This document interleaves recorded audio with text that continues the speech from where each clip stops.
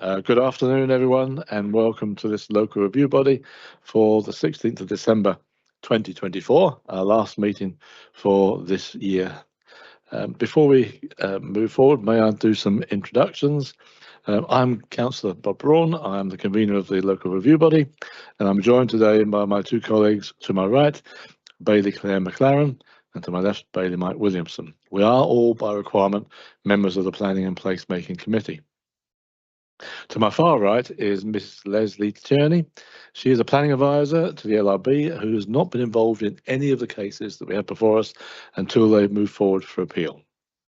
To my left, beyond Bailey Williamson, is Mr. Colin Elliott, our legal advisor to the LRB today, and finally to his left is Miss Audrey Brown from Democratic Services, and a special welcome to her. This is the first LRB that she has sat on, and I'm sure she's going to enjoy herself being part of the creme de la creme of committees. My next item on the agenda is to ask for any declarations of interest. Bailey Williamson. None. And Bailey McLaren. None. Thank you very much. Our next item on the agenda is to agree the minute for the 11th of November meeting, which I believe I was the only one present. Oh no, in fact it was Bailey Williamson, you were here with me as well, so you're happy to agree with the minute? Yeah, and I agree with the minute as well. So that is unusual for it to be more than just myself on here. So we now move on to our first item for review today. This is item 4.1 on the agenda, and this is the review of condition 9B imposed on planning permission 24/00469, which was the erection of a replacement dwelling house at Ravenswift 3 Dunsinnan Road in Wolf Hill. So, Mrs. Tierney, if you could introduce the case again for us. Thank you, convener. We'll just run through some images and plans to start with. So application location within the settlement of Wolf Hill there, as you can see with the yellow star. Next slide, please. And then just as we zoom into the settlement, we can see the location of the appeal site there, again, where the yellow star is. Next slide, please. And then this is a closer image again, where you can see the outline of the site and the existing cottage and the other residential properties round about. Next slide, please. And then some drawings that were submitted. This is the red line planning application site boundary drawing as existing. Next slide. And then again on the left is the as existing, which is the small cottage at the front of the site there, garden to the rear. And then on the right hand side, the proposed dwelling house, again sitting at the front of the site adjacent to the road, with the garden behind. Next slide, please. And this is the elevations and floor plan of the existing, the small cottage that's on the site.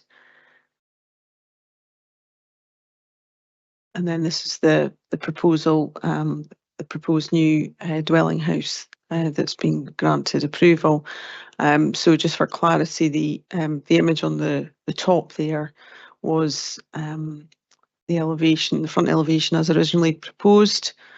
And we'll come on to the next slide to show the amendments. Obviously, you can see those kind of two twin gable features on the front there. And then the bottom image is the rear elevation. Next slide. And then this is the drawings that they were amended to. So the removal on the front elevation there of those kind of gable features and the dormers instead, with a flat roof design on them. Rear elevation remains the same. Next slide, please. And then these are the side elevations showing the same things, just in section there from the side. So you can see on the top that would have been the gable features, and on the bottom there we've got the dormers that face the road on the front. Next slide, please.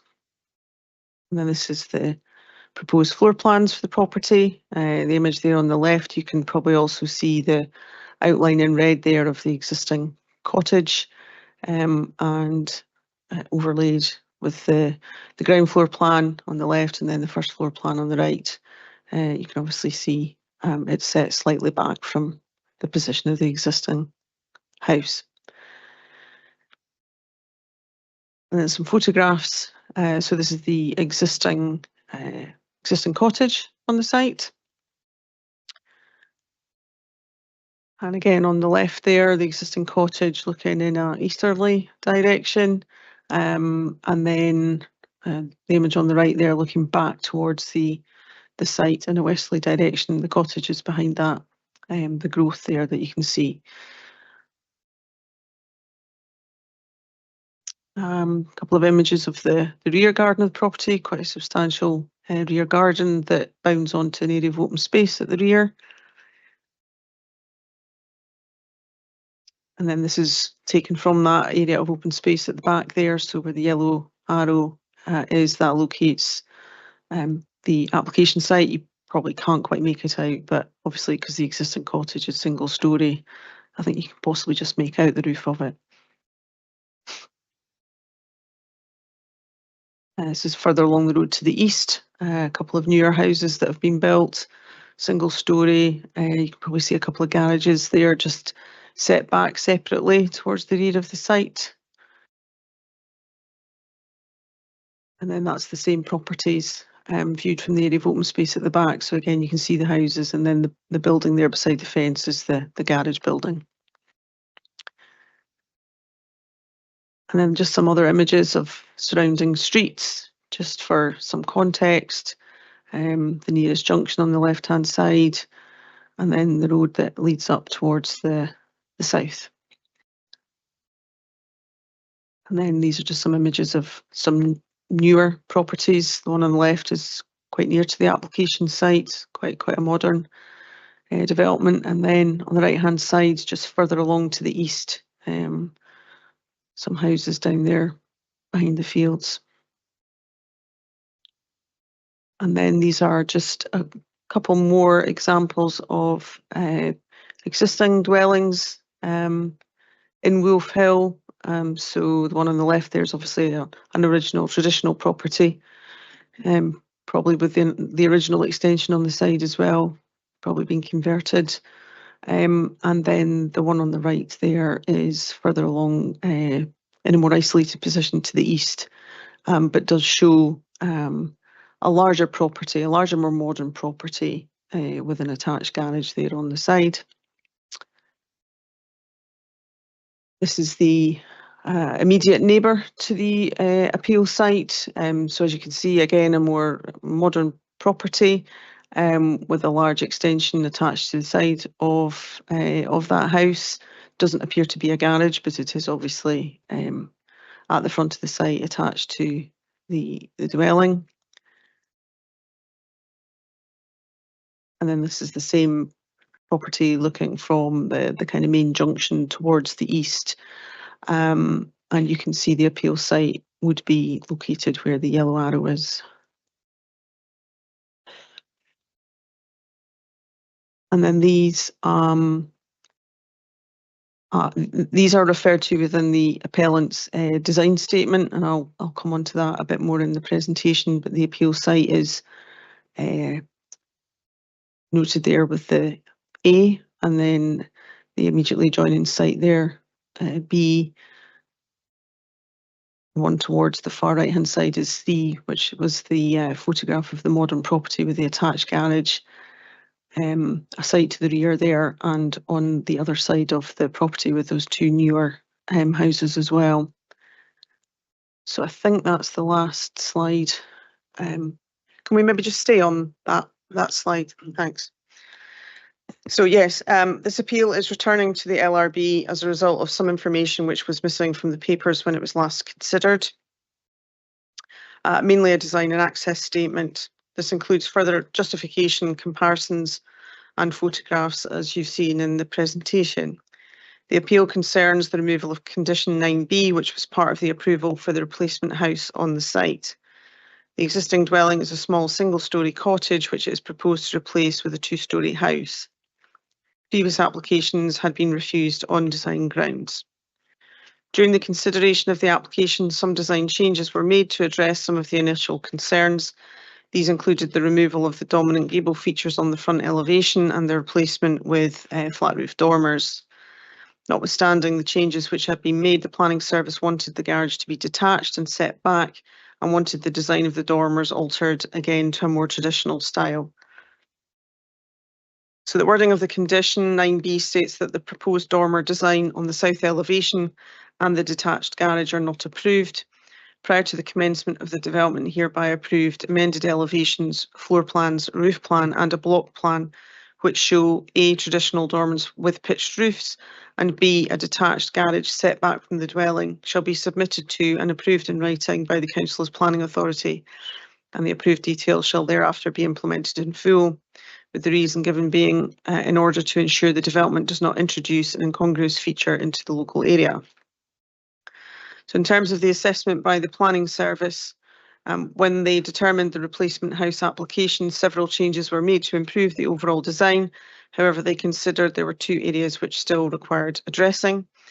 The flat roof dormers were considered to be visually awkward, not traditional looking, and would look incongruous in the street scene. More traditional pitched roof dormers would be far more appropriate. It was considered that the attached garage is large, and because of it being joined to the dwelling, this results in a cumulative massing, which would also be awkward looking within the street scene. A better approach will be to detach the garage and set it back into the plot, which would help reduce the overall mass of the frontage. In terms of the applicant's case, the design statement submitted with the application provides justification for the replacement in terms of the poor condition of the existing house and their desire for a contemporary low-carbon home. The applicant accepts revised dormer design under condition 9A, but have issues with 9B requiring the garage to be separate and set back from the dwelling. So the aerial view in front of you here shows the replacement of the house, denoted A, with a house with a footprint of 143 square metres and a garage of 71 square metres. The first floor area is also 143 square metres and the storage space over the garage is 40 square metres. The design addresses concerns raised in the previously refused application. The height of the roof has been lowered to approximately 7 metres. The result is a 1.5-storey property, similar in size, scale and height to the neighbouring property to the west, which is donated B, and which there was photographs of, and a recently built property on Dunsinnan Road, just to the east of the site at C.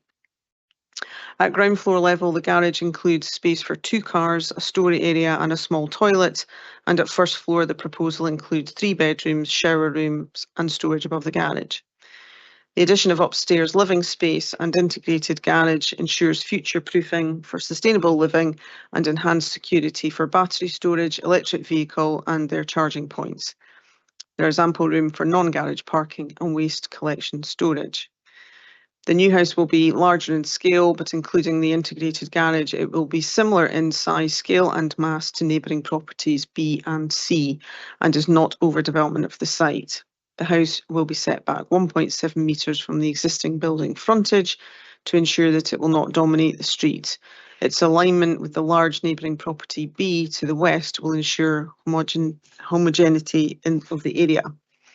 It is noted that permission was granted for the erection of 3 properties on the area to the northwest at site D and 2 large properties to the east at site E. Both of these sites are of a similar size to the proposal. The design complements the aesthetics of the street and additional landscaping will be planted. The attached garage supports their ecological and sustainable design provisions as it includes for solar panels at roof level, significant sustainable heat source plant and equipment accommodated within the garage, with supply pipe work requiring local access from the garage into the new dwelling. The majority of the properties, with the exception of perhaps only 2 in Wolf Hill, have garages which are attached and integrated into the dwellings and consequently have set a design principle. The aesthetics are enhanced by integrating the garage within the dwelling and it will not have any adverse effect on the character of the village. Thank you. Thank you for that. Before we go to questions, Mr. Elliott, you wanted to say something? Yes, Convener, just to kind of remind members that this matter has been looked at before, but it's coming to you. You have to treat it as of new today. You've got new information, so it's effectively it's a clean slate, and you consider what's before you. Thank you. So we'll now move to questions. Bailey McLaren. Convener, I have to say that what we've just heard from Mrs. Tierney has been very factual and correct. So, not correct, very factual. So at this point, I actually don't have any questions. Thank you. And Bailey Williamson. Okay, yes, I do have a question to Ms. Tierney. It's about the siting of the garage, and I was just wondering if officers tried to reach a compromise of the siting of the garage with the applicant.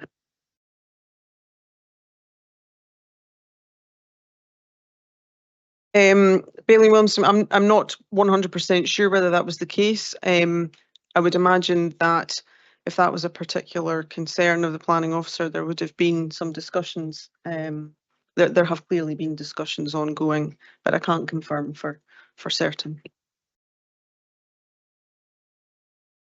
I have no questions myself. So, members, can we proceed to determine the application for review on the basis of the information before us, that is the information contained within the papers and the presentation by the planning advisor, or do we require more information? Bailey McLaren. Happy to proceed, Convener. And Bailey Williamson. Happy to proceed. I too am happy to proceed, so I'll start us off on this one. I have visited the property again, have a look at it, and obviously had a look around the area. There's obviously a differing amount of styles here of properties, and it all comes down, I think, to whether you consider the massing is too much for the area. But having looked at the other properties, and bearing in mind, I suppose, my previous thoughts on the case, and given the extra information that we have now, I think I have to be honest and say my decision hasn't changed. I still feel that in this case, the garage next to the house would not be a problem. It would make it a substantial property, yes, but there are other properties around which are substantial, may not be equal in size. Haven't done a measurement, of course, but I am happy with it as I was at my last visit. So I'm happy to uphold the appeal in this case to revise 9B and take it out. But I'll refer to my other colleagues. Bailey McLaren. Oh, thank you.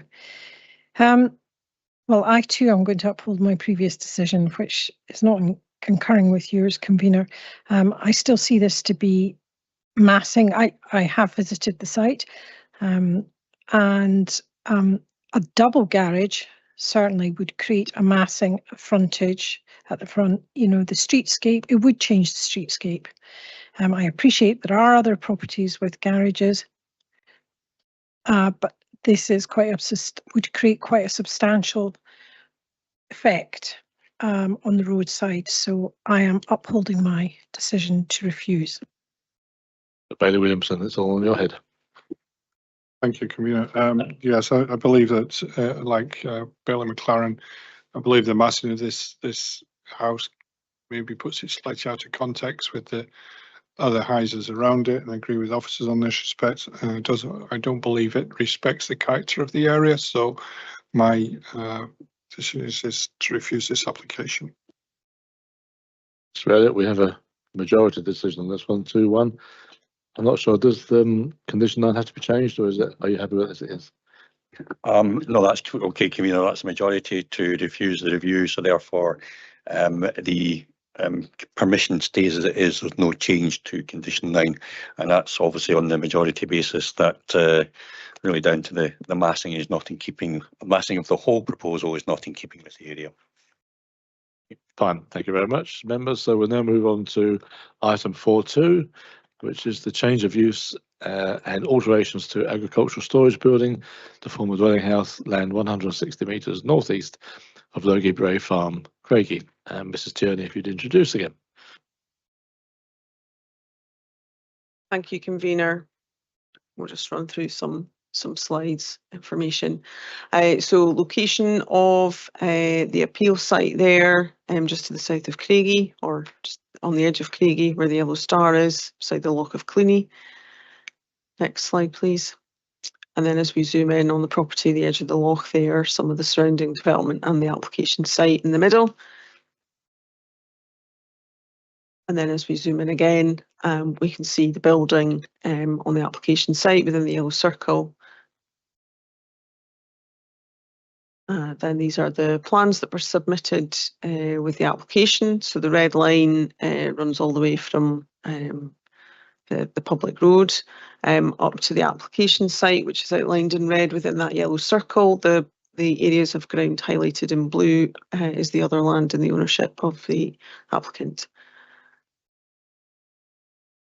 And then this is the existing site plan. So again, the surrounding land where that blue line is, the red line denoting the application site boundary. And then the proposed drawing is pretty much exactly the same because obviously it already exists as a building. And then these are the elevations of the building. The front elevation there with garage doors and so on. No other openings on the other elevations. And then these are the alterations to the building to convert it to a house, obviously mainly windows and doors in the front and rear elevations. And then some photographs of the site. So this is the access up to the property. Where the yellow arrow is, you can possibly just make out the building. And then this is from within the site, looking back down to the access onto the road. And then again, just so you can see where the access into the site is, this is just from in front of the building. And again, this is the ground that lies at the front of the property. With the hedging along the front there and the access where the arrow is. And then as we turn round from the access looking up towards the building, you can see the existing building and the area of ground to the front. And then this is a view towards the loch from the eastern end of the application site, which essentially looks over the other land in the ownership of the applicant. And then a close-up image of the front of the building. And then the eastern elevation, western elevation, western elevation again. And then this is now back onto the access road and on the other side of the road into the ground in the ownership of the applicant, looking back up towards the building. So it is elevated from the road. And again, you can see the building there on the right hand side, and these arrows are just to indicate the other land in the ownership of the applicant. And again here. And here.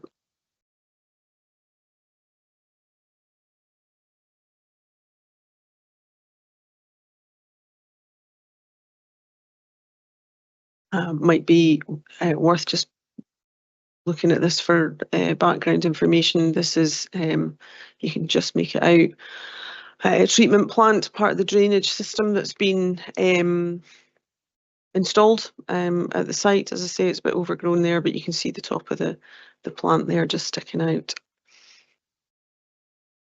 And then this is some of the agricultural sheds and fencing and so on next to that. And then this is other ground in their ownership as well to the northwest. And then again, the access looking along that road, which continues further on to the west. And then from the site back down towards the hamlet. So yes, the proposal seeks the change of use of an existing modern agricultural storage building to a dwelling on a rural site outside Craigie within the Lunan Valley catchment area. The building was approved in 2009, although there appears to be some dubiety about the position the shed has been built in and fill drainage which has been installed, but which was specifically not approved under the permission given it was only for a shed. The drainage is out with the red line application site boundary, although is on blue land in the ownership of the applicant. The site is accessed via an existing private access. There is other planning history associated with the site, including a previous refusal for a change of use from agricultural storage to dwelling house, including alterations, extension and installation of flue. The LRB previously dismissed the review on the basis that it had not been demonstrated that the development would not exceed the current level permitted by SEPA for discharge to Lunan Loch, and because the drainage was out with the red line site boundary and unable to be controlled, although it did agree the proposal would accord with housing and the countryside policies. The Planning Service remain of the view that the proposal is contrary to policy, having concerns about the drainage, and have added a reason for refusal in terms of MPF 4 Policy 17, in that it's not considered the building is redundant or unused. So the reasons for refusal are, firstly, the proposal is for a conversion of a non-traditional building in an isolated location, which is not part of a building group or an infill opportunity. There's insufficient evidence to demonstrate that there is a justified economic need for a dwelling in this location. To this end, the proposal is contrary to Policy 19, Housing in the Countryside, of the Perth and Kinross Local Development Plan 2, and the associated Housing in the Countryside Guide 2020, as the development does not accord with any of the 6 listed categories of acceptable development. Secondly, and this is the additional reason for refusal, the existing building is not considered to be either redundant or unused and is capable of being reused for its intended purpose, i.e. agricultural storage. The proposal to convert this modern and recently built building to residential after such a short timeline from being built is therefore contrary to the principles of Policy 17.3 of the National Planning Framework 4. And finally, the proposal proposes to use phosphorus mitigation from a drainage system which does not serve a property which is capable of being occupied. The proposal therefore does not provide suitable phosphorus mitigation in line with Policy 45, Lunan Loch's catchment area of the Perth and Kinross LDP2, or the Council's non-statutory planning guidance on the Lunan Valley area, Dunkeld Blairgowrie Loch's special area of conservation. Accordingly, the proposal would have an adverse impact on the environmentally sensitive area. I think I would just point out that that third reason for refusal no longer refers to foul drainage concerns, which were contained within the previous dismissal by the LRB and previous refusal. So in terms of the assessment by the Planning Service, the Housing in the Countryside policies and supplementary guidance allow conversions of non-residential buildings, but this only applies to traditional buildings and not modern ones. It is also not a rural brownfield site as a building remains. MPF 4 is now in place since the previous determination. It is acknowledged that Policy 9 concerning brownfield ground is not necessarily contravened, as it generally supports the reuse of a redundant or unused building, and the building appears to not be in use. However, MPF 4 Policy 17 states that new housing can be supported if it reuses a redundant or unused building. Notwithstanding the previous statement related to Policy 9, no evidence has been submitted to demonstrate that the building is redundant or unused from its permitted use for agriculture. There remain concerns that the drainage is not included within the red line in order that it may be possible to regularise it as part of any permission. There are also concerns that there is inadequate information regarding the phosphorus mitigation related to upgrading the system, which serves an unoccupied nearby property called Hawk Hill. Turning to the applicant's case, they've obviously submitted a revised application on the basis of addressing the phosphorus outfall, as the principle of development was previously supported by the LRB. The proposals unequivocally meet the policies outlined in MPF 4, which take precedence over LDP 2, where new homes in rural areas are supported where they reuse a redundant or unused building. The shed was built in 2009. The applicant has farmed as tenants on the holding since 2011, following which they purchased the agricultural farmland and the shed in 2019. The shed is not of a size or construction that can reasonably support agricultural use for livestock or storage of fodder, particularly due to the small size of the openings. SEPA has no objections to using the property called Hawk Hill, 100 metres to the northwest, to provide phosphorus mitigation, which is currently served by a septic tank. This will upgrade to a treatment plant with chemical dosing to provide tertiary treatment to the foul effluent. The converted shed will also be served by the same treatment plant. The upgrading of the existing septic tank to a treatment plant with chemical dosing will reduce the level of phosphorus for the existing house, and the level of phosphorus for the converted building will also be acceptable. So just in terms of other information, there is an objection which talks about the planning history and it being contrary to policy, some recommended conditions on contamination if approved, and there would also be a contribution for education. Thank you. Thank you. We'll open for questions. Bailey Williams No question. and Bailey McLaren. Yeah, I also, again, do not have any questions, and thank you for the concise presentation. Thank you. I have a question, if I may. In the report of handling, I seem to remember this from last time, it mentions that the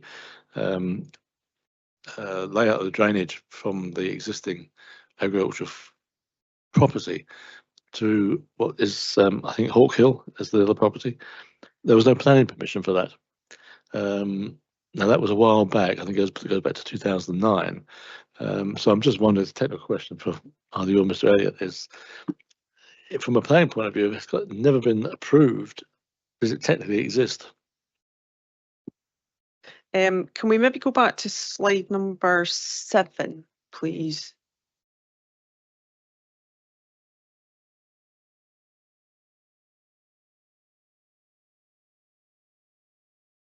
The one before that one.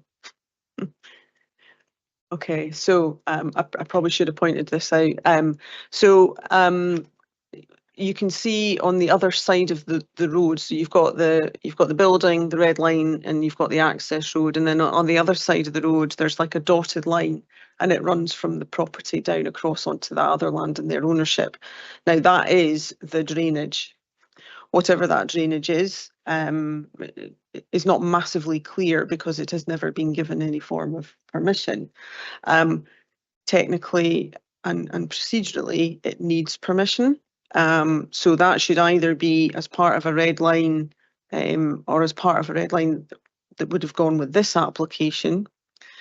Or it could be applied for separately, just a red line simply round the drainage that's there, and it would normally show the outfall and so on as well.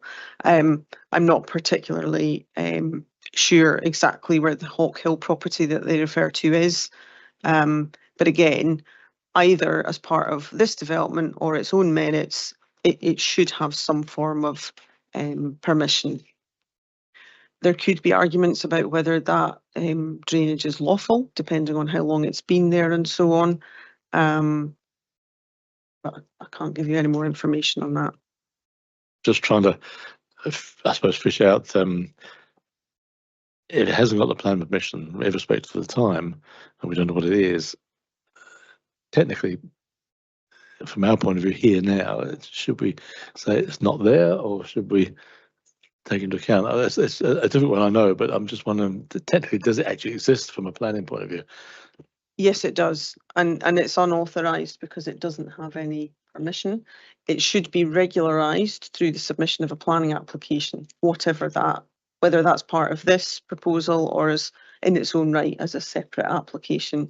As I say, there could be some discussion as to whether it was installed such a period of time ago that it could now be considered lawful. But that would be a discussion for them to have with the planning service, or submit a certificate of lawful use to determine that.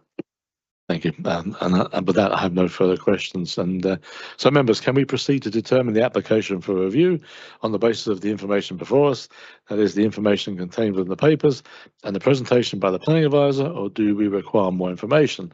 Bailey Williamson? No, happy to proceed. And Bailey McLaren? Content to proceed. Okay, on this occasion, Bailey McLaren, could I ask you to start off for us? Thank you, convener. Yeah. there still seems to be a few items, such as the question you've just previously asked about the drainage.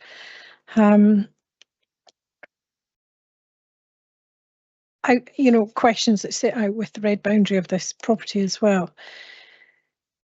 So with kind of regret, I would say that I'm upholding the decision for refusal. It may be that there's an option for the applicants to consider a completely fresh application.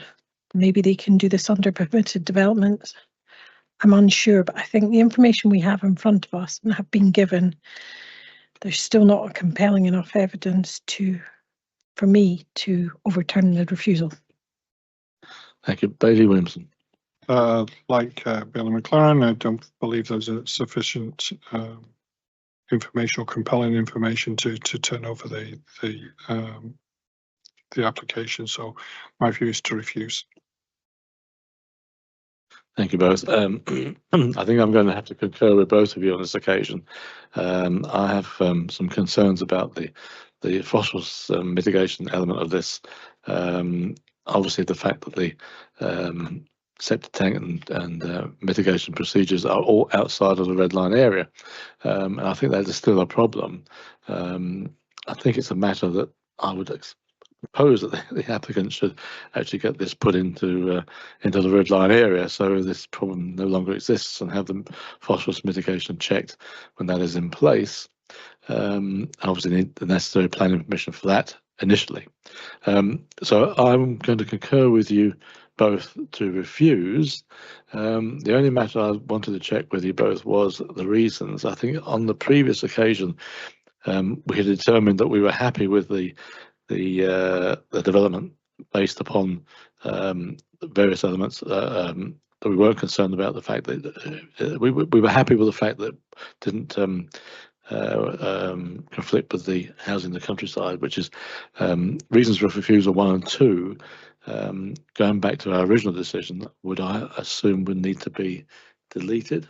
The reasons for the matter regarding phosphorus is okay, but I think I would propose that we used the reason for refusal that we had made ourselves on the previous LRB, which is on page 80 of our pack, which I think also includes the concerns about the red line boundary. So I'm wondering whether you would be happy to delete reasons for refusal 1 and 2 and maintain reason 3, but worded as it was in our decision back 2 years ago, I believe.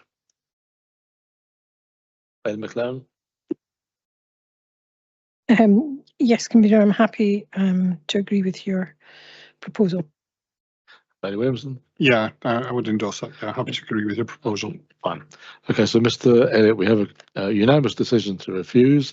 We have a unanimous decision to delete reasons for refusal 1 and 2 from the officer's decision notice. Our concerns are still regarding phosphorus mitigation, but we feel the wording in our LRB decision back in 2022 is better worded than what's on the paper at the moment. Yes, thank you, Convener. I think that's clear, in that, in fact, the easiest thing to do is come away from the appointed officer's decision entirely, and what you're doing is refusing only in the terms previously used by the LRB, which is on page 80 of your papers, which, to be clear, you're saying that the total phosphorus discharge has not been properly demonstrated, that doesn't exceed current permitted levels, and you're also saying and adding in that the proposed private drainage system being out with the planning application site reduces the ability for potential conditional control. So there's really two aspects to the one reason for refusal. That's it, correct. Yes. Thank you. So members will now move on to item 4.3, which is the erection of a replacement dwelling house, garage and associated works at Thistlebridge in Stanley. And Mrs. Tierney, if you could introduce this one.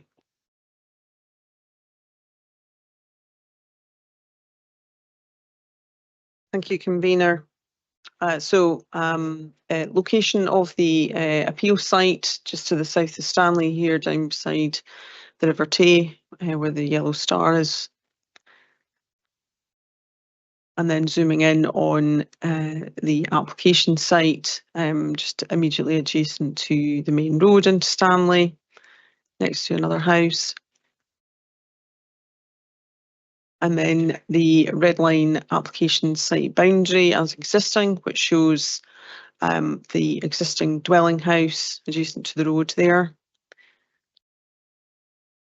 And then these are some drawings that indicate the levels across the site. So as you might imagine, it drops away to the edge of the river where it flattens out at the bottom there. And then again on the left, the existing site plan, and on the right, the proposed site plan, which shows the removal of the existing house at the top of the site beside the road, and a new driveway leading down to the new house, which would be located down at the bottom of the site there, on the flat area down towards the river. And then these are some elevational drawings of the property, reasonably traditional but in style, but obviously a modern house, triple garage as well. And then just some 3D images as well to illustrate that. These images were submitted by the applicant. This would actually be if they were to replace the house in the location it is currently located at the top of the site beside the road. So these are cross sections which show replacing the house in that location, you know, some underbuilding that would be required at the front of the property, and obviously the steepness of the slope, and in terms of kind of banking and platform areas that could be incorporated within that.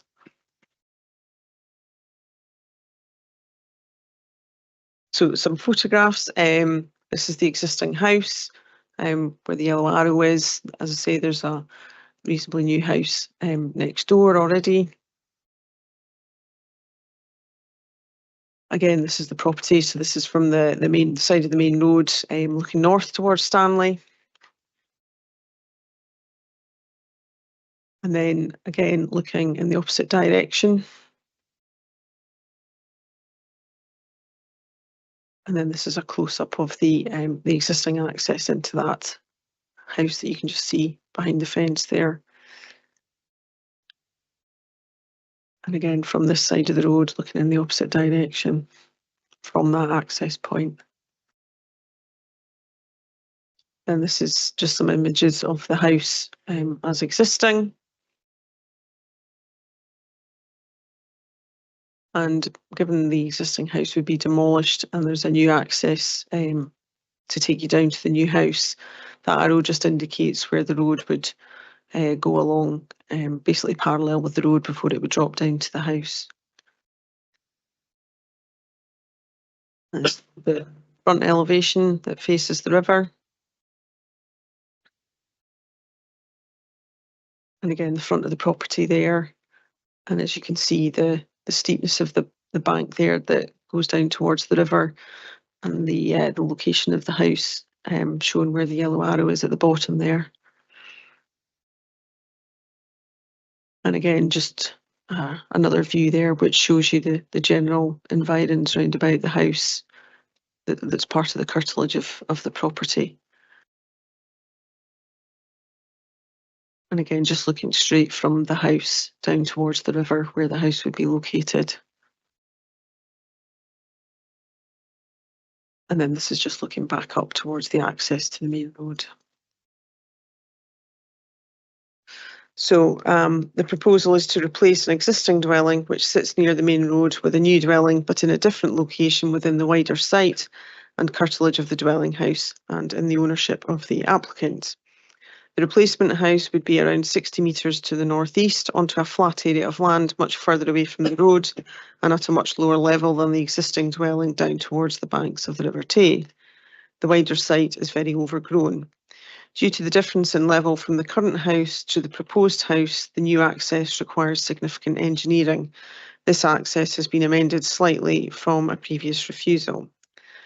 So the reasons for refusal: firstly, the location of the replacement dwelling does not respect the siting and location of the existing house in terms of its distance from the road or general locality, and limited justification for a substantial relocation has been proposed. The proposal is therefore contrary to the Council's housing and the countryside policies as contained within the Perth and Kinross LDP2 and its statutory supplementary guidance.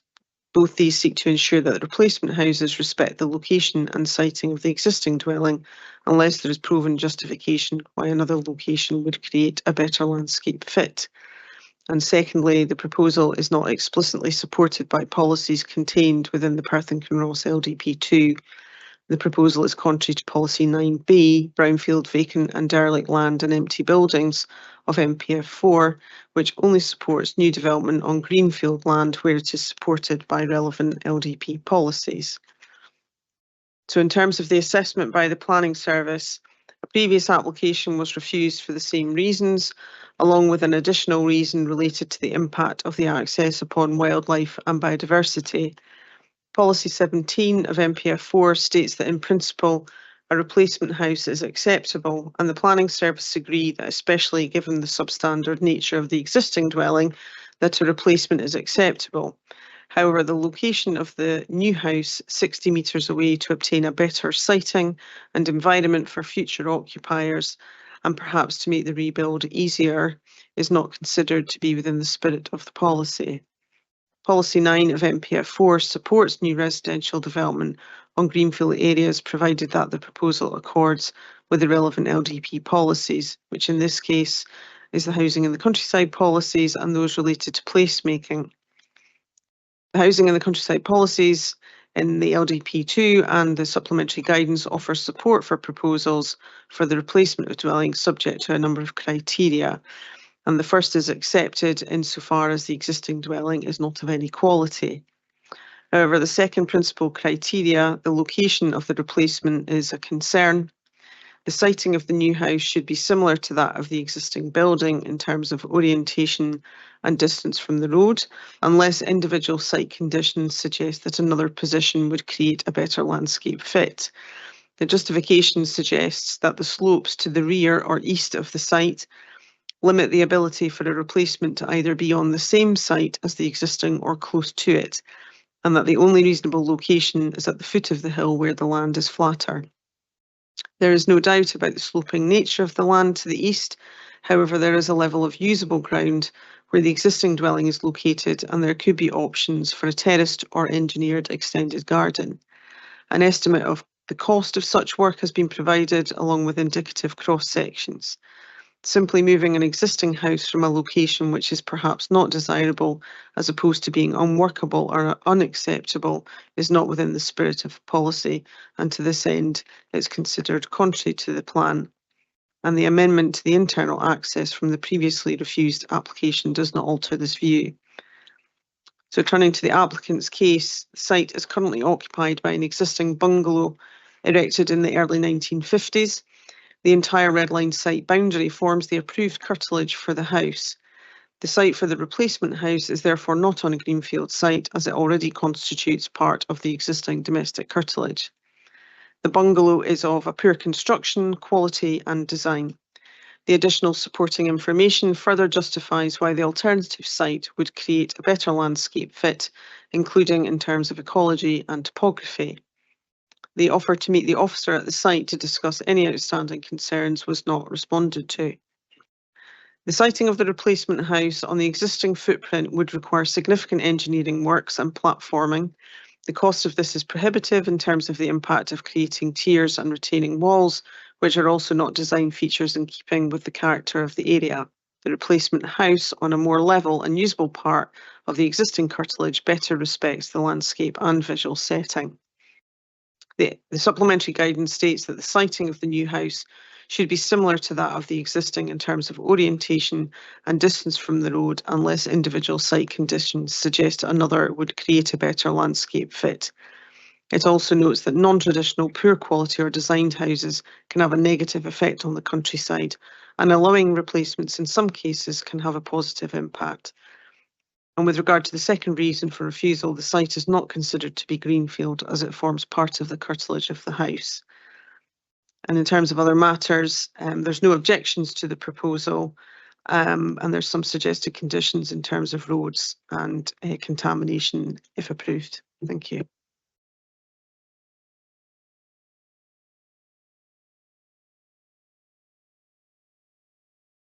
Thank you. Could I now move to questions? Bailey McLaren. Thank you. Just for clarity, we have not, am I correct that we don't have a flood risk assessment in regard to, because the proposal of a new property is quite close to the river? No, thank you, Bailey McLaren. No, there's no flood risk assessment with the application. It doesn't appear to have been requested either. Now, it is obviously a site that's closer to the river. You may have expected that would have automatically triggered at minimum a consultation response from SEPA, but there's neither a risk assessment or a consultation response. And if I may have a question, just following on from Bailey McLaren. Obviously, we know it's close to the river, but as far as I can tell, there was no indication of any potential flooding mitigation either. So obviously, I feel that it's not going to flood that much, but I would assume being that close, it would be ideal to talk about this. Convener, I think it is perhaps odd that there's been either, no requirement for a flood assessment, no consultation from SEPA, no other mitigation proposed as part of that assessment. I would agree with you. I think it's slightly odd that that's the case, but that's what we've got. Bailey Williamson. Yeah, just coming back, am I correct in thinking, because I couldn't see it, that there's no management plan for the giant hogweed or the Japanese knotweed, both of which I anticipate will require substantial earthworks to remove them? No, you're correct, Bailey Williamson. There's nothing in terms of that information either. Thank you, members. Well, can we proceed to determine the application for review on the basis of the information before us? That is, the information contained within the papers and the presentation by the planning advisor, or do we require more information? Bailey Williamson. No more information required. And Bailey McLaren. Happy to proceed, And I too am happy to proceed. So Bailey Williamson, if you could start us off on this one. Okay, thank you. I'd like to refer to the reasons for refusal of particular last sentence paragraph. It's regarding our policies seeking to ensure that replacement houses respect the location and siting of existing dwelling unless there is proven justification why another location would create a better landscape fit. I do not believe that there's been sufficient justification given to move from the existing site to the proposed site, so therefore my vote is to refuse. Thank you for that. I think on this occasion I'm going to agree with you. I think on this occasion we haven't got that justification. I'm sympathetic and understand the concerns they have for using the existing location because of the cost of shoring up the land to allow for the size of property. I don't think that's really been proved as a sufficient justification not to build there. So I'm of a mind to agree with you there. Also a slight concern about the potential position of the new property being so close to the river. There's no flood risk assessment been asked for, but I would suspect being close to the river. I don't know the area that well from that point of view, but I would have thought that would have been a thing to concern yourself about, at least have some form of mitigation put forward. So on this occasion, I think I'm going to refuse, basically because we don't have sufficient information, to justify the reason for refusal, to actually build in a different location. And as I have a concern about potential flooding in the area. Bailey McLaren. Thank you. I too concur with Bailey Williamson and yourself. There is not enough of a justification for the change of siting of the proposed new development, and equally the omittance, maybe it's not an omittance, but we do not have in front of us a flood risk assessment, and we have to be mindful of this within the close proximity of the proposed site to the River Tay, the 1 in 200 year situations. So a combined reasoning from me, but the first one is not enough justification has been given for the change of location within the site boundary. Thank you. Thank you very much. Ms. Rowlett, we have a unanimous decision on this one. Yes, Convener, just to be clear, members, you didn't refer to it. Taking you to page 184, which is the reasons for refusal. Just want to be clear that you've all been referring to refusing in terms of ground one. There's a slight typographical error. Perth should be Perth, of course. Could I make a suggestion? I think you're going by the same terms of condition one, but I think given your concerns about the other location, so on the second last line, why another suitable location would create a better landscape fit, so adding in the flexibility of the suitable location. But I didn't hear you really mention ground two. Are you keeping with that, or are you taking that out? I would suggest perhaps that needs to come out. I don't think that applies now. Yes. Colleagues, do you agree? I think, members, that's about whether it is whether you consider that's greenfield land or not, and if you don't, that ground comes out. McLaren, your thoughts? Well, it isn't greenfield either. There is no quandary, Mr. Fogg. I agree with your first suggestion with the additional sentence on reasoning one. State land and national planning for which news about it's not greenfield, so I would uphold that. Number two as well. I think it's part of the curtilage, isn't it? So, Bailey Williamson, would you? Yeah, I'll agree with Bailey McLaren. So we agree to remove reason for refusal 2 and just add the wording you suggested from 1 to 1. Sorry, I'm sorry. Sorry, convener, you're misunderstanding. Right. I'm including reasoning 2 as well. Oh, you are. Sorry. Thank Slightly awkward because you're all refusing. Usually I prefer kind of it to be on same grounds, otherwise you're in dispute. But I think convener, I think convener and Bailey Williamson, you were both indicating you would remove ground 2. Oh, sorry. Oh, you're keeping it in. Apologies, I misunderstood. I apologise, I misunderstood. So, well, looking at so I'll concur with my colleagues then. So you're keeping in ground 2 just to hear scale of this. My misunderstanding. I apologise. Okay. Thank you, members. We'll move on now to item 4.4. It's getting close to Christmas. I think that's what we put it down to. This is the erection of a dwelling house in principle, land 25 metres south of 11 Kinfauns Holdings in West Kinfauns. Mrs. Tierney, if you could introduce.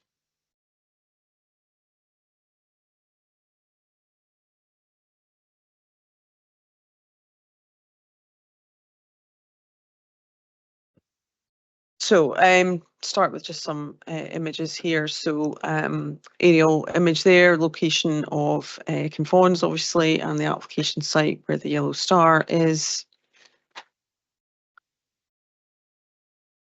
And then as we zoom in on that, you can see the location of the site there, roughly in the centre of the settlement.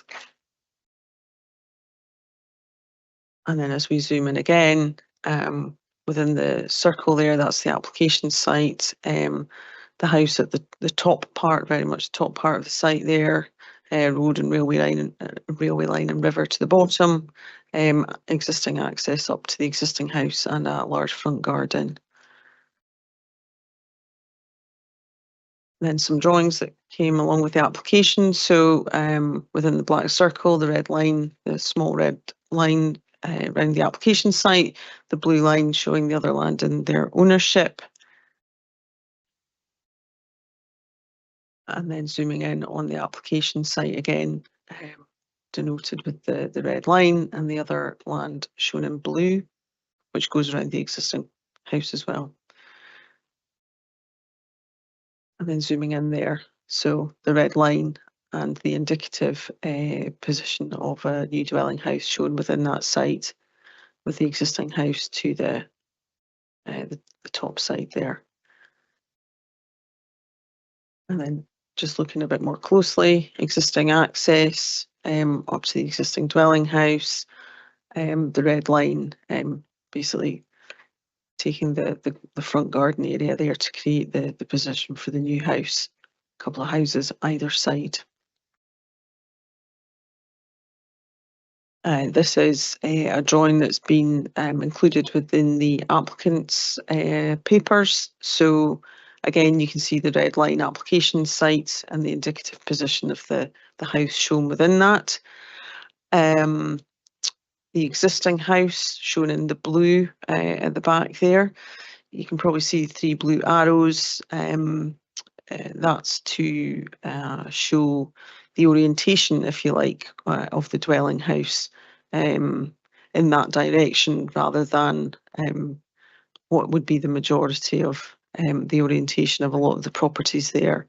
You can probably see like some red arrows on some of the other properties there. They face the road instead.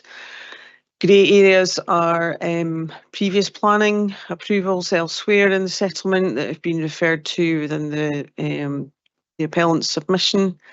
And then also you can probably see purple dotted line that runs kind of parallel to the road there, I suppose, straight through the application site, which is described as being the building line of existing properties.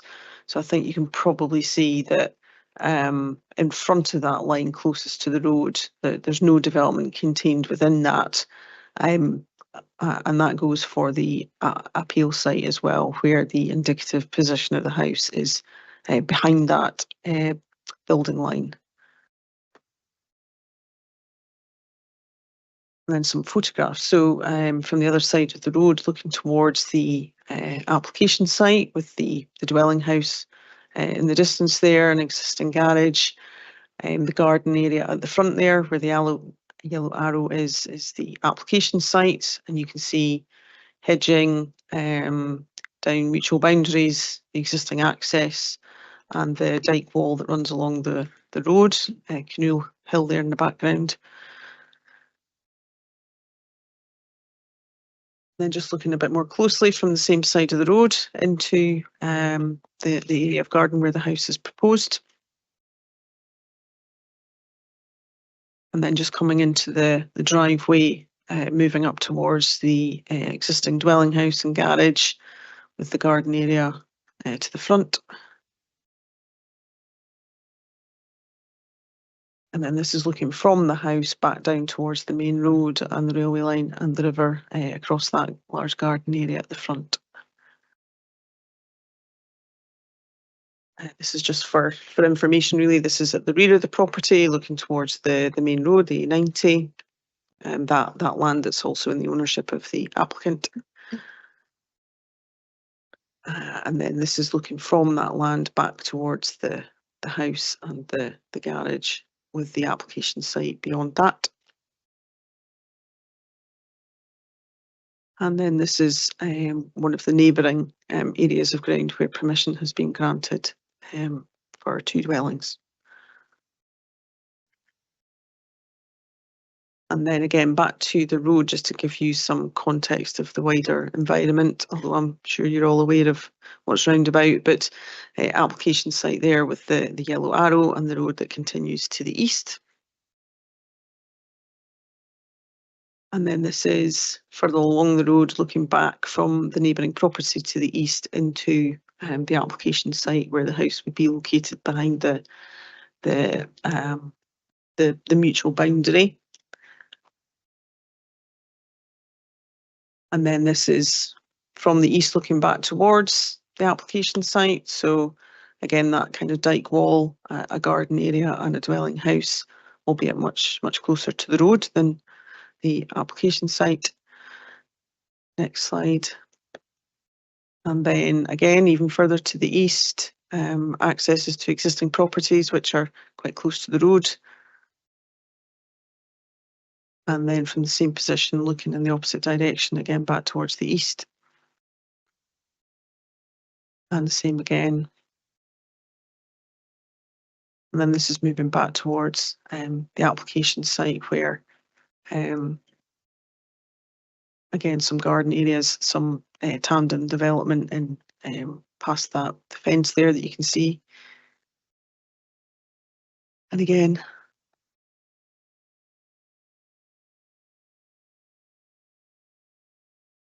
and then this is now looking back from the application site, and we'll move towards the west. Neighbouring properties on the west side, again set back from the road. Gardens not perhaps as big as the application site. The access there that's shown in red is where access would be taken for the other development, which has been granted permission on the western side. And again, you can see that, and again, the same with the other access there for one of the other permissions that's been granted also. And then again, just moving back towards the west, a garden area at the front there.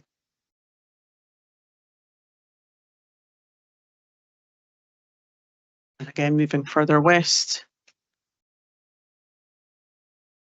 Further west again towards, I think the new development on the other side of the road, the recently completed development.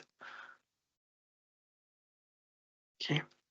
So permission in principle is sought for the erection of a house located within the existing front garden ground of 11 Kins Fawns Holdings, West Kinfawns. The plan shows an indicative location for the house northwest of the centre of the site. The existing access to number 11 will also be used to access the new house. The existing garden is bounded by fencing and hedging and a stone dyke which bounds the public road to the front. The application is a resubmission of the same proposal which was refused earlier this year and includes updated supporting information with regard to the character of the area and the building line. So there's one reason for refusal, that the proposed development to the front of the existing house will have a significantly detrimental impact on the distinct character and building pattern of the area. Such tandem development will not contribute positively to the surrounding built and natural environment and would set a precedent for similar undesirable proposals. The proposed development is therefore contrary to NPF 4, Policy 14, Design Quality in Place, and Policy 16, Quality Homes. It is also contrary to Perth and Kinross LDP 2, Policy 1A and 1B-D, Placemaking, Policy 17, Residential Areas, of the Perth and Kinross Placemaking Supplementary Guidance. So the assessment by the Planning Service notes that policies and supplementary guidance on placemaking are relevant in LDP and NPF 4. There may be opportunities to develop vacant land within settlements, but in all cases, regard should always be given to the local building context, character, density, and site-specific circumstances. The pattern of development in this area is characterised by large detached dwellings and plots with dwelling houses generally set back from the public road, with areas of garden between houses and the public road. An application for a similar proposal to develop the front garden at this site was first refused in the 1990s and then again in 2009. Although there had been additional development in parts of Kinfawns, the character of this area of the holdings has not changed significantly with development set back from the main road. NPF 4 Policy 14 and 16 give general support to development within settlement boundaries that improves the quality of an area and meets 6 criteria for successful places. In this case, the development would not accord with the existing settlement pattern and would not improve the quality of the area. LDP2 Placemaking Policy 1A states that the development must contribute positively to the quality of the surrounding built and natural environment, and that the design, density and siting of development should respect the character and amenity of the place. Policy 1BD specifically states that proposals should respect an existing building line. The indicative proposals do not accurately reflect the development pattern for the majority of the development in this area. The development would be forward of the majority of properties in this part of the settlement, and development in this position would be out of keeping with the established character of the area. The development proposed does not have due regard for the local building context, character and density of the area, and would be contrary to the placemaking supplementary guidance. Policy 17 identifies the areas of residential and compatible uses within settlement boundaries. Development will only be acceptable where the proposal is compatible with the character or amenity of the area.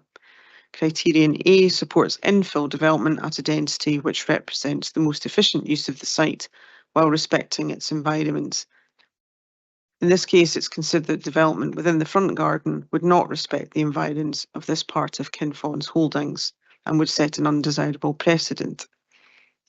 The supporting information refers to recent approvals, which the applicant sees as a change in approach to the development of the area to the rear of 10 Kinfauns Holdings and also to the rear of number 9 and Tower Grove. However, both sites are to the rear of existing development, are not garden ground, and relate to areas where the settlement boundary has been extended to allow some development to come forward. This is fundamentally different to this application, which would develop existing garden ground to the front of the existing development in the area. There are concerns about the visual impact of the development, although no specific policies are referenced in this regard. There are no wider concerns in terms of landscape design and amenity and other technical considerations that could not be addressed by subsequent detailed applications, and protection of trees and biodiversity improvements would also be required. So in terms of the applicant's case, the Council's view of the established building pattern has changed quite considerably over the last 15 years, such that tandem development is now a common building pattern and characteristic within the settlement. The development would be identical to the character and building pattern already accepted on adjacent sites. In terms of placemaking, tandem developments have been approved elsewhere, both to the east and the west and elsewhere. The plot is of a size and shape that accords with many others in the settlement. In terms of precedent, the house can be set behind the existing established building line due to the size of the garden being much larger than others. No adverse precedent would be created. The Planning Service acknowledged in its report of handling that the building line drawing accurately reflects the development pattern for the majority of this area. The principal elevation of the existing house faces north, meaning no direct overlooking of the new house. The only other properties where front garden development could take place face the south or front, which would require greater separation distances, which would severely limit plot size, thus nullifying the scope for any development. The proposal is a small-scale housing opportunity that respects the character, density and pattern of development. The recent permission for 2 houses on the land to the rear of number 10 and number 9 and Tower Grove has brought about a significant change of circumstances, which also provides strong support for this proposal, as it has been recognised that backland or tandem developments are now fairly common features and characteristic of the wider building pattern. There is no development plan policy which specifically seeks to prevent development within front or rear garden areas. And just a couple of other points to highlight. There were 2 objections from a neighbour in terms of the history of refusals, the building line, inaccurate boundary information and queries over land ownership. And there are several recommended conditions from consultees if permission is granted. Thank you. Thank you. We'll turn to questions. If I may just first of all clarify, some of the newer building that we see, either approved in principle or actual buildings taking place, these are backland developments. And we're talking here about a garden ground development at the front. So there is a substantial difference. Can I ask? I would agree, convener.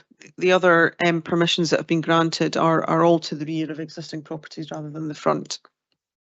Thank you. So, Bailey Williamson, any questions? Yes, thank you. I was looking at your the proposal layout, which I think you flagged up on one of your earlier slides. It's kind of like that one. I was wondering if it's what I was trying to do is get an idea or a better idea of the septic tank, the soakaway area, and the storm flow look on that map to be taking up just shy of 50% of the garden. And I'm just wondering if that would be a reasonable assumption based on the map that's in front of me now.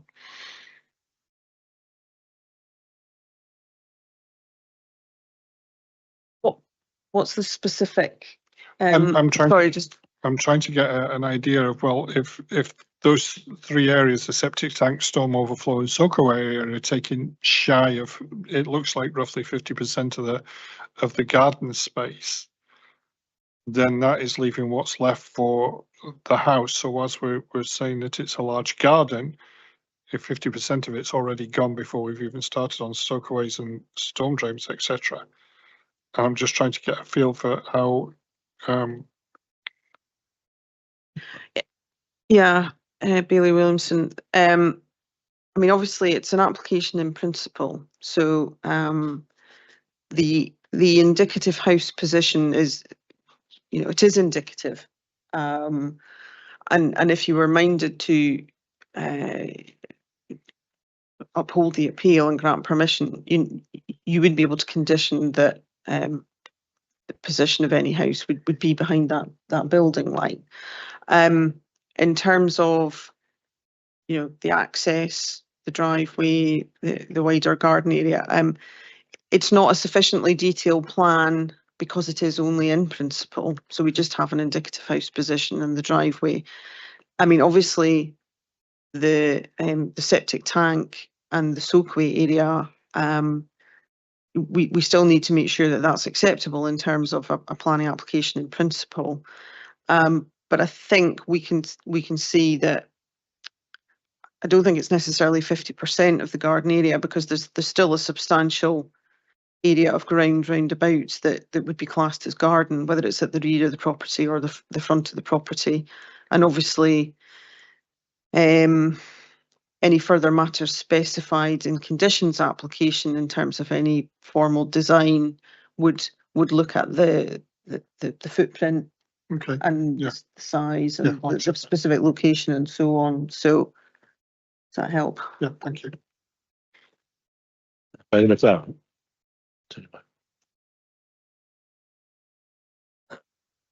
Thank you, convener. I don't have any questions. Thank you. Been consistent today, no questions. So members, can we proceed to determine the application for review on the basis of the information before us, that is the information contained within the papers and the presentation by the planning advisor, or do we require more information? Bailey Williamson? No more information required. And Bailey McLaren? Content to proceed. Okay, and I too am happy to proceed, and I'll start us off on this one. A difficult one to assess, I think, in some ways. I asked a question about the newer properties being backland development as opposed to garden ground, but you could probably turn it on its head and say once they're built, it is the older properties which are now the garden ground properties. So you can look at this from two angles.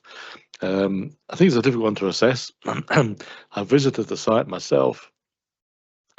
I think one has to look at it from the roadside and imagine the property there. My view is that, like the officer, I think this would have a detrimental effect on the street scene.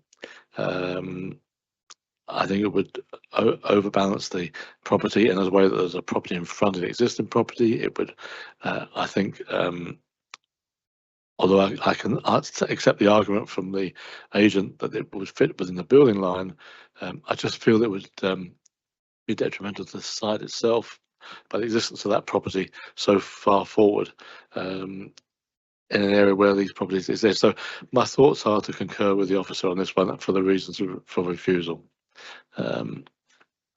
Lady McLaren. Thank you, convener. Yes, I agree with you. Difficult visiting the site. Actually, what was apparent is it's probably the only property left that has this large garden area in front, which was probably initially used for production. I'm actually going to disagree with you, and I would recommend for approval. It is an in-principle application, so lots of details could be will be determined if this proceeds. It is, you know, as been presented to us. Yes, there will be a visual impact, but is that negative? I'm unsure. I don't really think it will be when all done and concluded. The building line, it does reflect the building pattern along the streetscape, doesn't attract from the local amenity. So, and also we have the approval of the backland permissions. That actually changes the whole visual amenity in itself. So I'm disagreeing with you, and I recommend for approval. Once again, Bailey Williamson, it's on your head again. Thank you very much. I'm inclined to agree with yourself, convener. I don't believe that such a tandem development will contribute positively to the overall streetscape or the surrounding buildings. So I'm with you and agree with officers' recommendations. So, Ms. Ray, that we have a 2-to-1 majority again on this one, with the reason for refusal as written. Yes, convener, I think that's what I have. Majority 2-to-1 agreeing to refuse in line with the appointed officer's one reason on page 282 of your papers. Okay, thank you very much. So we now move to the final application of the day, which is number 45. Part demolition of garage, outbuilding, erection of a dwelling house and formation of decking at Cottage of Cluny, Forneth, Blairgowrie. Mrs. Tierney, if you could bring this one forward. Thank you, convener. Just run through some slides to start with. So the location of the application site, appeal site, just right beside the main road there, west of Kinloch. And then as we come round, as you can see again, or Dunkeld Road, the application site immediately to the east side of the road there. And then some drawings from the application. Again, the application site there highlighted in red. And zooming in, again, application site next to the main road and next to the existing property at Cottage of Cluny. And then looking more closely, so the existing access to Cottage of Cluny would be the access to this property as well. You can see the red line site boundary at the top part of the drawing there is where the existing curtilage would be subdivided. And the new property would be located immediately next to the existing house, which is just to the south there. And the blue land is obviously the remaining land in the ownership of the applicant, where the existing dwelling house would remain. And then looking more closely at the proposal itself, so the existing house there at the bottom of the slide, the new house would be located on the north side there, using the existing access with a parking area. And then the floor plans of the existing property, so of the proposed property, I should say. So on the ground floor, basically a large open plan living area, and then on the top floor, the second floor, bedrooms and a bathroom. And then some elevational drawings as well. You'll see in a couple of the photographs the style of the existing property, and that's what the new proposal seeks to emulate. So yes, some photographs now. So this is the existing the existing dwelling house at Cottage of Cluny. And then looking back in the opposite direction again.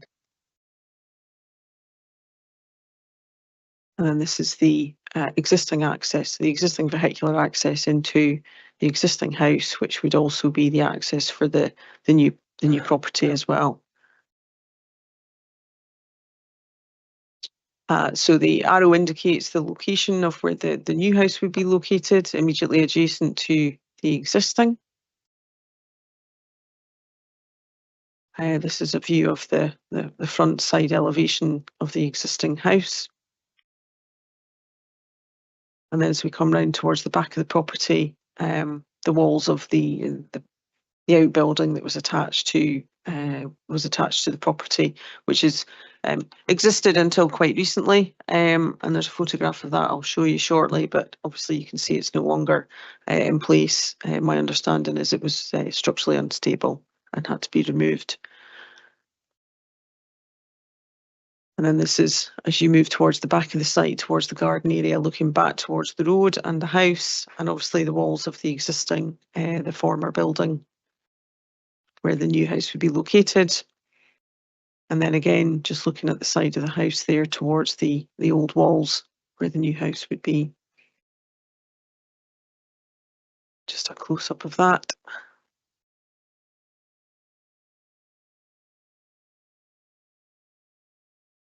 And then this is just towards the north side, the old telephone exchange building, which I'll come back to in a bit more detail. And then the garden space at the rear of the existing house. The fence there would actually pretty much be the line between the gardens of both properties. And again, just from that garden area at the back, now looking back towards where the replacement, the new house would be located. Again. And again, this would be towards the top or eastern end of the site, looking back towards the main road with the telephone exchange there in the distance.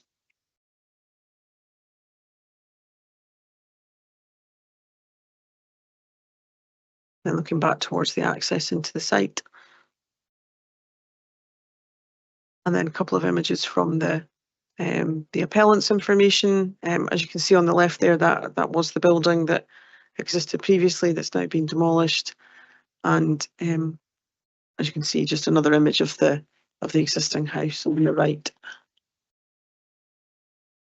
And then just a couple of images as they've shown in their papers of the telephone exchange building to the north side.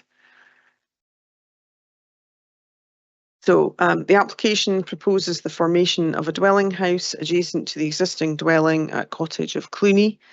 There was an outbuilding, part of the walls of which remain, and these would be used in the new build, which, while detached from the original house, would be immediately next to it. The new house would use the same access as the existing house, with separate parking and garden areas. The house will have 2 stories of accommodation in a story and a half design. The application follows on from a refusal for the same proposal, with new information detailing the applicant's personal circumstances. While an application for ancillary accommodation would have the potential to be supported, the proposal remains for a separate dwelling house. So the reasons for refusal: firstly, the proposal is contrary to Policy 17, Rural Homes of MPF 4, as the site does not meet any of the applicable criteria set out in category A 1 to 8.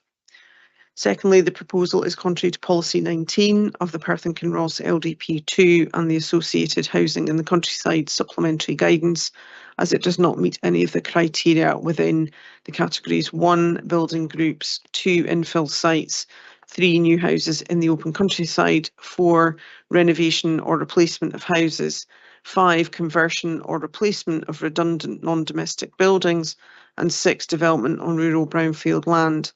In particular, there is not a building group present as defined, and the site does not meet the infill criteria as the telephone exchange is not the equivalent size of a cottage. And finally, the proposal is contrary to policy 45A, Lunan Lochs catchment area of the Perth and Kinross LDP2. The site lies within the Lunan Lochs catchment area where phosphorus mitigation is required to protect the special area of conservation, and no details of phosphorus mitigation have been submitted. So in terms of the assessment by the Planning Service, the proposal does not comply with MPF 4 Policy 17, as it does not meet any of the criteria noted 1 to 8. In particular, the proposal is not for the subdivision of an existing dwelling and proposes a new dwelling. The proposal does not meet any of the criteria in LDP Policy 19. Category 1 allows for infill development within existing groups, which is defined as 3 or more existing buildings of a size at least equivalent to a traditional cottage, and which, when viewed within their landscape setting, appear as a group. The majority of the buildings in the group should either be residential or be suitable for conversion to residential under Category 5 of this guidance. Premises which are smaller than a traditional cottage, such as small domestic garages and outbuildings, will not count towards the requirement for at least 3 buildings. The existing dwelling and the application site count as 1. The telephone exchange building is not considered to be comparable to a domestic scale building and would not be capable of conversion under Category 5, so can't be counted as building 2. The third house is 60 metres north and on the other side of the public road. This house is not considered to form part of the group, and furthermore, the ancillary building associated with this dwelling is comparable to the footprint of the telephone exchange building. Category 2 infill sites allows the development of up to 2 new houses in gaps between established houses, or a house and another substantial building at least equivalent in size to a traditional cottage. The telephone exchange building is comparable to neighbouring ancillary buildings and not dwellings, so therefore the site does not form an infill. In terms of the applicant's case, the house is for a family member who requires close family support. The old garage building remains, provide an ideal location for a small house. While it would be classed as a house, it would remain ancillary and would not increase the occupancy of the wider site and land in their ownership. In terms of building groups, it is considered that the development along with neighbouring buildings of the existing telephone exchange and cottage of Cluny can be considered a building group of 3. In terms of information, the telephone exchange is comparable in size to a traditional cottage on the site and can be deemed to be infill between the exchange and the cottage of Cluny. With regard to phosphorus mitigation, as the proposed occupant of the house already lives at the cottage of Cluny and she will reside in the new house in lieu of the current situation, there is no increase in impact on the phosphorus outfall or the special area of conservation. And in terms of some other information, there's a letter submitted with the appeal from the local medical practice, which confirms that the applicant's daughter has medical conditions and that the house would allow her to remain close to her family for support while enabling independent living. SEPA has commented that it requires information on phosphorus mitigation to be able to comment, and various conditions would be required if permission was to be granted, including related to an appropriate assessment of the impact on the Dunkeld Blairgowrie Lochs special area of conservation, and education contributions would also be required. Thank you. Thank you for that. We'll open up to questions. Bailey Williamson. No questions. And Bailey McLaren. No questions. Right, left to me then. So I have one slight question. On the report of handling, page 351, it talks about an application, alterations and extensions to garage to form ancillary accommodation, which was dated 11th of December. Now, there's no answer to what happened there. I'm wondering because the garage is actually gone, I suppose, is the problem. But do we have any information on what happened to that application? The previous one was refused, but this just has no answer to it. Sorry, convener, what page was that? It's on page 351 at the very bottom. It talks about alterations and extensions to garage to form ancillary accommodation. 11th of December 2023, but there's no answer to what happened. I'm assuming it hasn't gone anywhere, or the fact the garage is gone may be the problem. Well, I would say obviously, even if permission were granted for those alterations and extension to form the ancillary accommodation, they wouldn't now be able to implement that permission anyway because the building isn't there anymore. Yeah. Yes. Okay, fine. Mhm. Okay, thank you. Right, so with no further questions, members, can we proceed to determine the application for review on the basis of the information before us? That is, the information contained within the papers and the presentation by the planning advisor, or do we require more information? Bailey McLaren Intent to proceed. and Bailey Williamson? Yeah, happy to proceed. I too am happy to proceed. So Bailey McLaren, if you could start us off, please. Thank you, convener. Yeah, we're talking about the Lunan Valley phosphorus. SEPA is not satisfied. That is something that we cannot dismiss, overlook. The applicant has stated a justifiable need for separate living space backed up by a medical statement. But in us allowing this to proceed in creating an entire new dwelling in such a rural area and contravening policies, it would not be correct, I see, for us to do so. So unfortunately, I am upholding this refusal as it stands. Thank you. Thank you. Bailey Williams. Yeah, likewise with just to endorse what Bailey McLaren has said, yes, I will be not granting this application. Thank you for that. I think on this occasion I'm going to have to concur.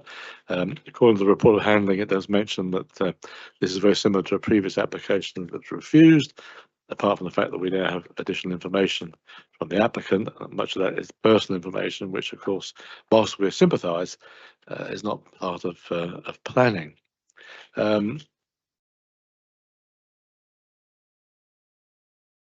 Whilst I appreciate the concerns that they have, I think the reasons for refusal are quite solid.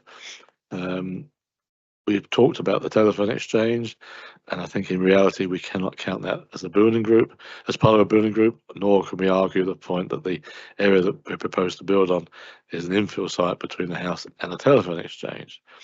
And I also note the comments regarding the Loch Lunan's catchment area and the phosphorus mitigation. I note the applicant's agent mentions that the number of people staying there is going to be the same, but my understanding is that mitigation goes with properties and not with people, so there would need to be figures worked out on the mitigation anyway. But as it stands at the moment, I don't think this is a way forward. The officer has mentioned the possibility of a granny annex or some form of extension to the main building. It is a nice building. I've driven past it many, many times and always admire the frontage of it. But I think in this instance, the way forward is a form of extension to the main building, to form a granny annex or just a basic extension. So I'm going to concur with my two colleagues and refuse the appeal and accept the reasons for refusal put forward by the officer. Thank you. Ms. Reddick, we have a unanimous decision again. Yes, thank you, convener. I'll take you to page 349, which are the reasons for refusal. Fast, I have heard that you're in agreement that you're upholding all three grounds. Just one little thing, convener, I may have misheard you. I think you referred to Loch Leven catchment area. It's the Lunan catchment area. Loch Leven's the other one. I have a cold, Mr. Elliott. I'm sorry, my reading's gone off. Christmas party then. No, haven't got that far yet. Haven't got that far. No, Lunan Lochs. I apologise. I was just. It's I knew that it's L, so it's easy one to do. I understand that, but no, that's a unanimous refusal in terms of. I've changed the geography of Perth and Kinross completely in the space of a sentence, but thank you for pointing it out to me. So, members, that now brings us to the end of this meeting, the end of our meetings for the year. I firstly would like to thank my two colleagues, Bailey McLaren and Bailey Williamson, for sitting with me today and going through these 5 cases. I'd also like to thank all other colleagues on the Planning and Placemaking Committee who've sat with me throughout the year. I'm sure they will agree it is quite an education in some of the information we have to go through. They are quite complex in many cases. I'd also like to thank Mrs. Tierney for her work with us, and also, of course, previous to her, Mr. Burton, who retired about roughly halfway through the year. To Mr. Elliott for his his contributions and his patience with us, and of course Mr. Fogg. And then finally to Audrey Brown on the end, her first time with us. I'm sure she enjoyed every minute of it. But also to mention Jess Guild, who was with us for a while, and Danny Williams, who also filled in for a while. So my thanks to all of them, and my very best wishes for a Merry Christmas and a Happy New Year.